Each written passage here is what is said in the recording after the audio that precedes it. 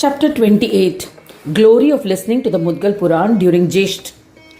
Om Shri Ganeshaya Namaha. Sutta continued the narration. There lived a Brahmin named Shambhu, belonging to the lineage of Gargya. As a consequence of his destiny, he was childless. O Brahmin, he tried various remedies to beget a child, yet he was not blessed with either a daughter or a son. He was very sad. He and his wife approached Gautama Rishi for a solution and bowed to the highly intellectual Rishi. Eminent Muni Gautama welcomed him. Shambhu stayed in the ashram and immersed in the service of his guru. Once when Gautama was relaxing after completing his chores, Shambhu approached him and asked for advice on the problem of childlessness that had been nagging him. Shambhu asked, "O Swami, I have tried several remedies to beget a son, but in vain. What is the reason for this? O Swami, please suggest a remedy to beget a child. I shall do as you suggest. You are my Guru. Your words are the ultimate advice for me. I consider you as the most superior. O Panditji, please suggest a solution for my childlessness and uplift me." Hearing his pleas, the omniscient Mahamuni Gautama explained to the distressed Shambhu, "O Brahmin, do not worry unnecessarily. You will be blessed with 3 sons who will be highly intelligent, well versed in the Vedas, and will be Ganesh devotees. Listen to the all-siddhi bestowing Mudgal Puran when I recite it, and you will immediately be absolved of all the sins of the past lives. You will work for the upliftment of all.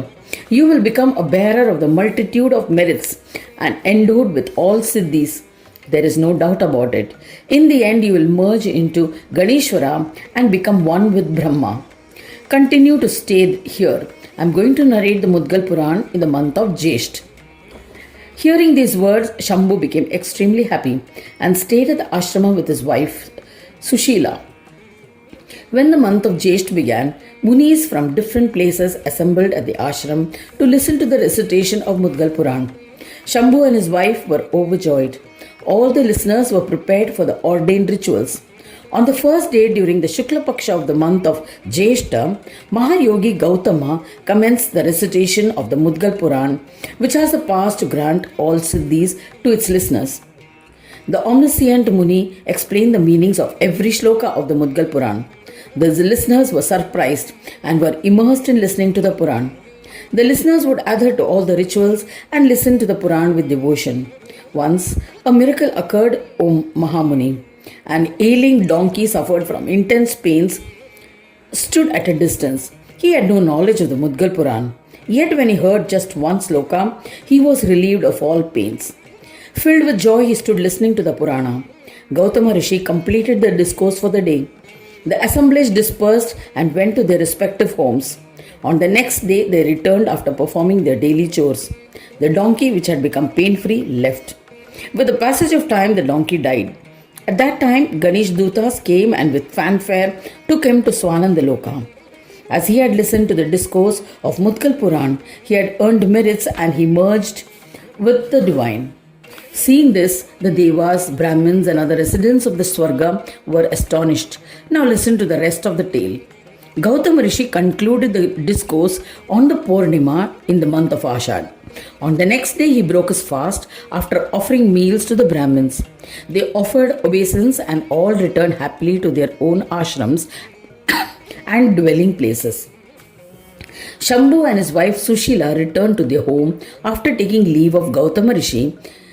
He continued to worship Ganesha in the form of yoga. Soon Sushila conceived. Shambhu was astonished. At term, on an auspicious day, she gave birth to a son endowed with all virtues. Later, she begot 2 more sons. All the 3 sons were well versed in Vedas, Ganesha devotees who were respected by all. A content Shambhu would remember his Guru. He would read the Mudgal Puran. In the end, he ascended to Vigneshwara and merged into him. O Muni, several people have attained the abode of Ganesha by listening and reciting to the Mudgal Puran. How many such tales can I narrate? I have narrated the glory of listening to the Mudgal Puran for a period of 1.5 months from the first day of Jesht. Thus ends the 28th chapter titled Glory of Listening to the Mudgal Puran during Jesht in the 9th Khanda of the Puranopanishad, Srimad Mudgal Puran, describing the legends of yoga. Dedicated to Shri Gajanana. End of chapter 28.